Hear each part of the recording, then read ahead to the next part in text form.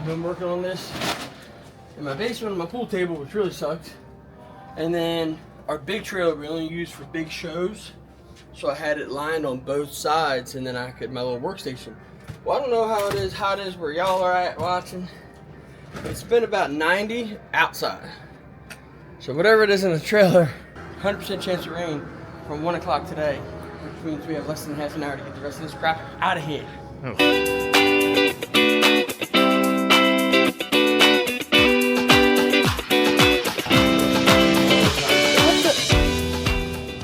Yeah, we don't put a single Lego out without 100% completing it, and then we initial it. So if it comes back wrong, we know who to talk to.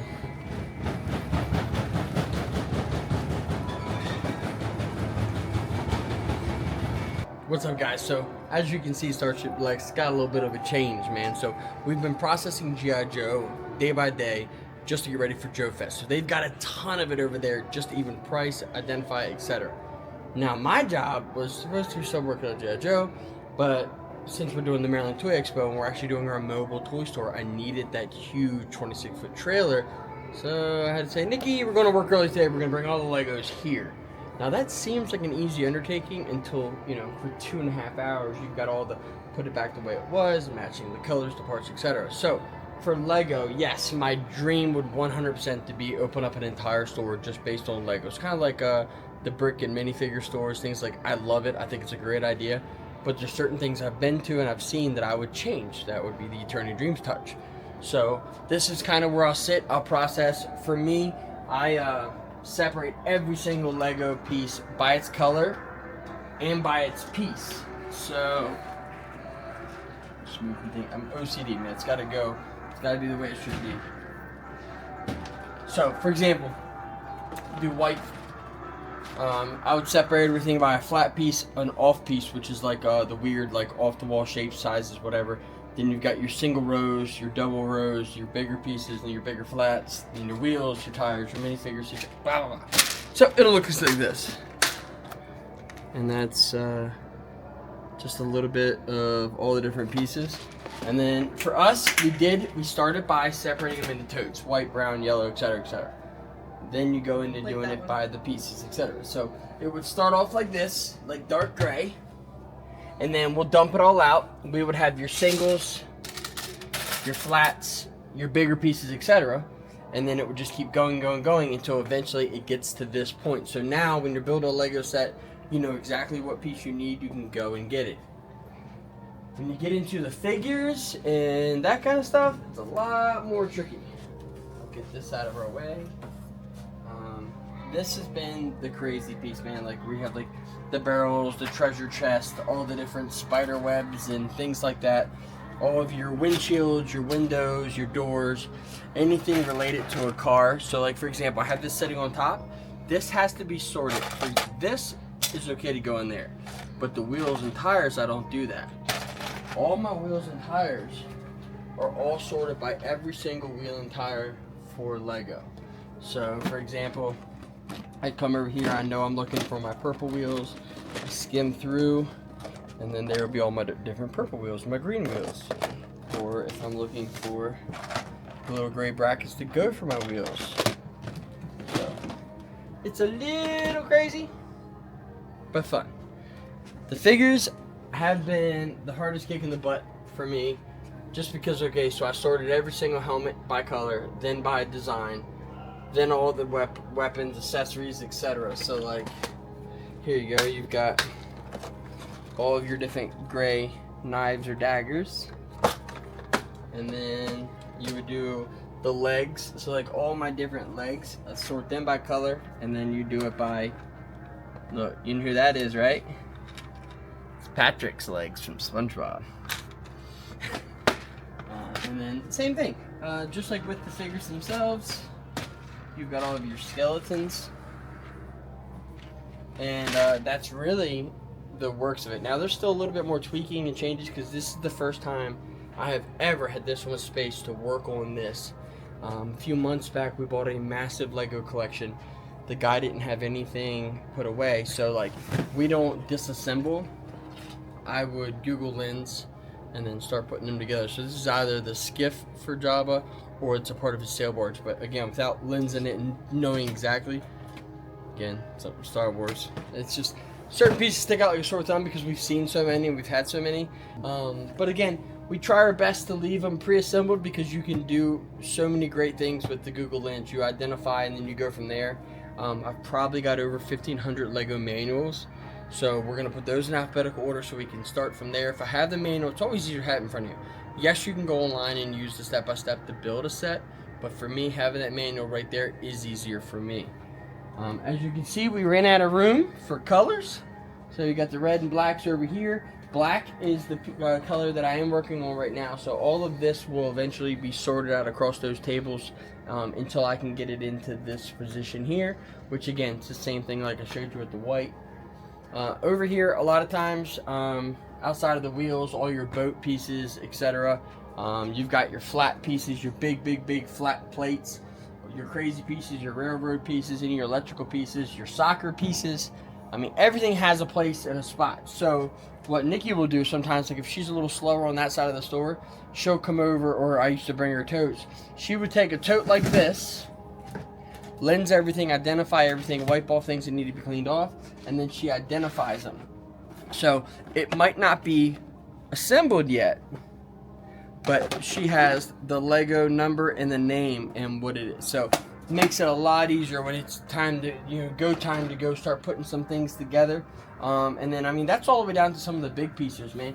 You've got the Sandcrawler, you've got the Dwarves Mine, the Snow Speeder, you've got the Millennium Falcon. It's incredible, man. The original Slave 1. In this case, this collection, I mean, probably the most relatively new piece in there must have been at least 10 years old. So you know that most of that's like the older stuff. Like, so for like this is how we got a lot of that gentleman's stuff. So I mean, you've got the Starfighter, a bunch of different of the Batman sets. And again, they're retired and stuff. So there you go, Slave 1.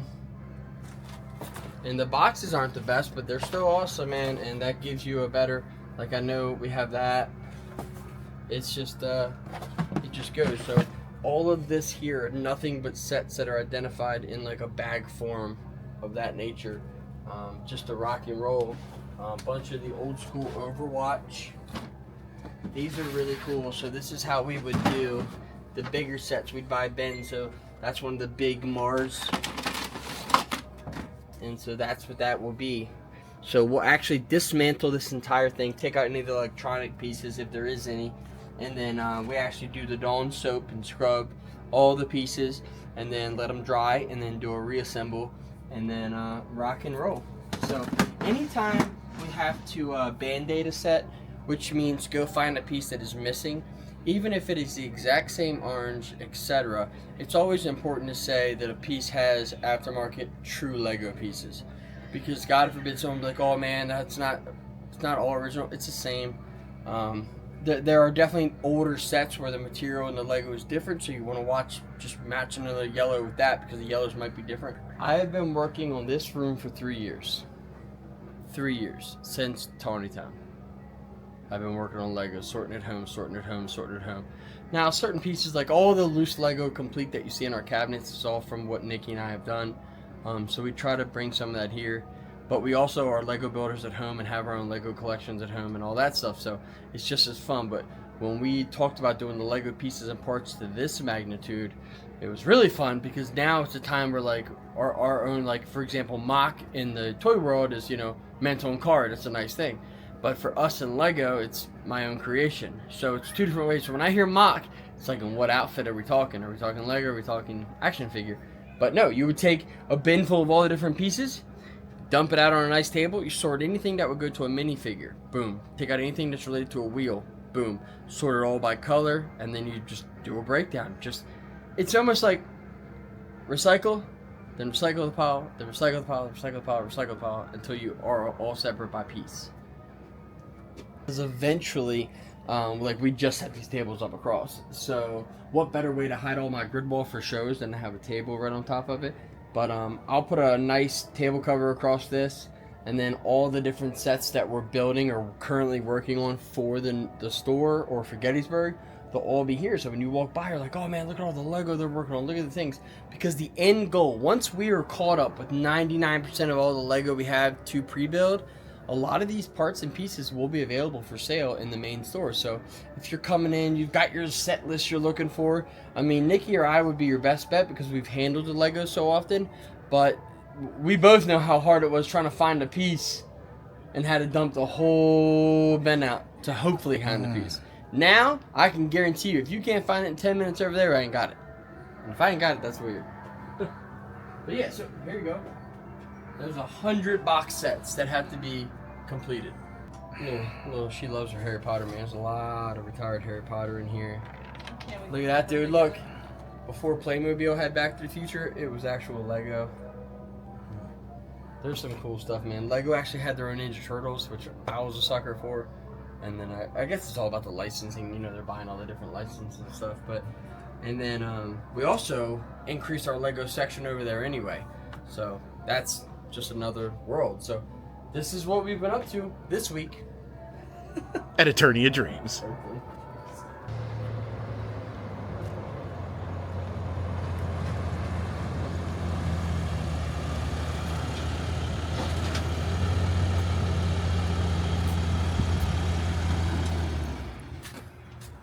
Bad boy needs a cleanup job, man. You can tell we live out in the country.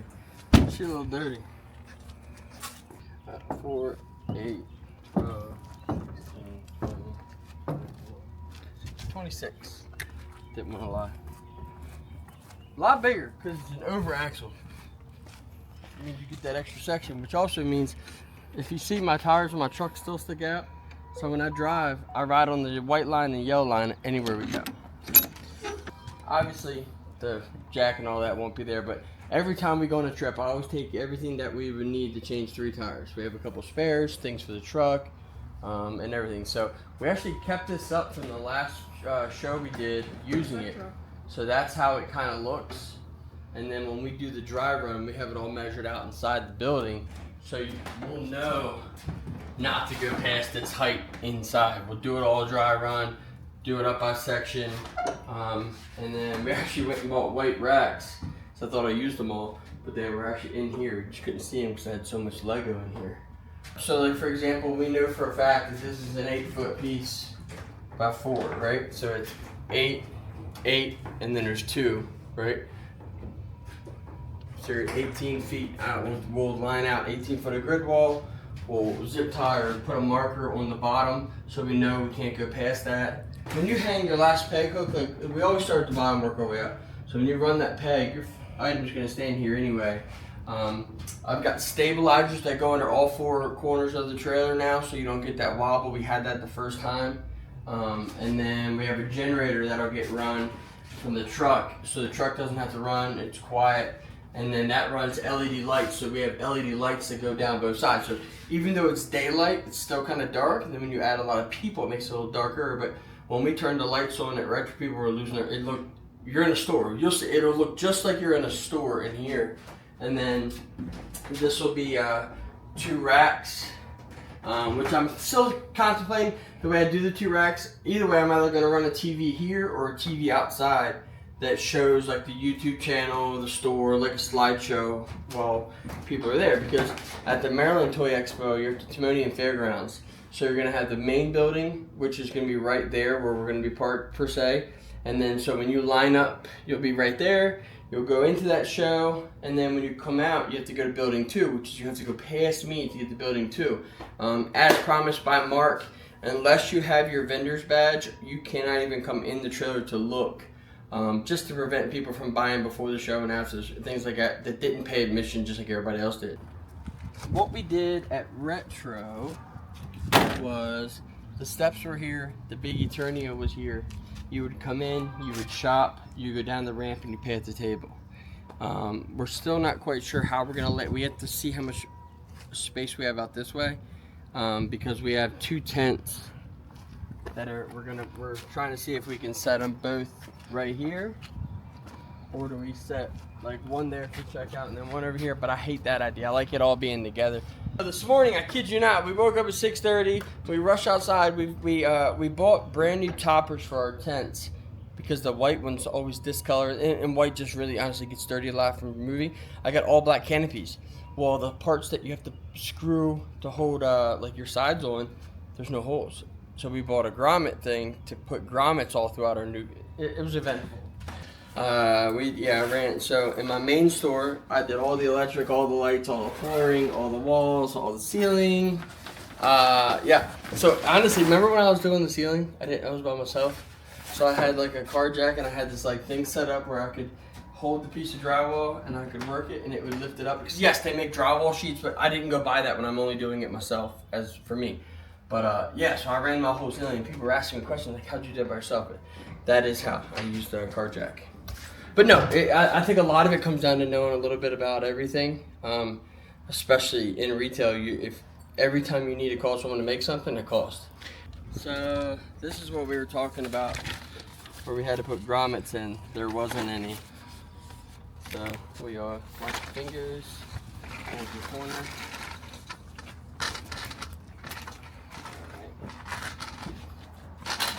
So you got these now, bud. Yeah. So this new canopy is very tight. What is that, about a 10 by 10? It's a 10 by 10. Yeah, I can get that. It's very tight. I mean, but again, I think a Holy lot cow, of it, that is. It's ridiculous. a lot of it has to do with the fact that maybe it's brand new, intentional order. But when you buy a secondary canopy, it wasn't made to fit it, right? And you just pull up. Go, Nicky, go! You got it right there. Yeah, there it is! Come on, come on. Get the, Go, yeah! Get some, dude. That's one of the things, man. So Nicky's a little shy to come on camera quite a bit, but around Christmas time 2 years ago, I had a guy. Now they were bootleg UGG boots and North Faces and sweater sets and gloves and all that. But I kid you not, I probably did $20,000 in women's clothing and like accessories, because every guy that was buying on a live sale was buying something for his wife or her daughter or whomever for Christmas, and it worked because you're paying one shipping for knocking out two birds, one stone. So what better way? Well, babe, I bought a couple of toys, but I got you something too. So a lot of the things. So Nicky always has like the craziest fingernails in the world, but she's like a, what are you? How would you word it? You're like a, you sell them from Ambassador. You're an ambassador for like a Yeah. nail company. So the goal was that she would be on the scene more and things like that. And then like, hey, we're on a special. Like when you buy something for yourself, you can also get your daughter, your wife, your mother, stepmother, or yourself. You know, some guys do the nails too. But they're pretty awesome, man. And she works her ass off and is always doing the stuff that we do every day. And they're press on, and she's got a couple tutorial videos she'll be doing and just showing you how to put them on. But anyway. Now she can pay for YouTube for a month. There you go. There you go. Yeah, okay. You're funny. I believe when you zip time there, it just makes it look more uniform and good. And then these are all new black curtains. We just put those on. So, and then the truck will be fully detailed and like just look presentable. And of course, we're gonna bring our own cornhole boards and my own grill. So.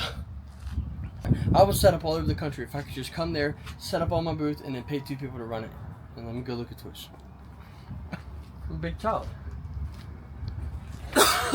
Big child. What do you think of that, Nicky? You could watch the booths, and Yeah. Alan can go and buy toys, and Yes. You have a limit. oh. Whoa. Wait, did you hear that? Whoa. You have a limit. Them Especially with lies. what he just did at Shops of Curiosity. What did I do? Can't let him loose, bud. You let a dog that likes to run away out the front door at that show. Did you? Oh. How bad? Who did I bad there?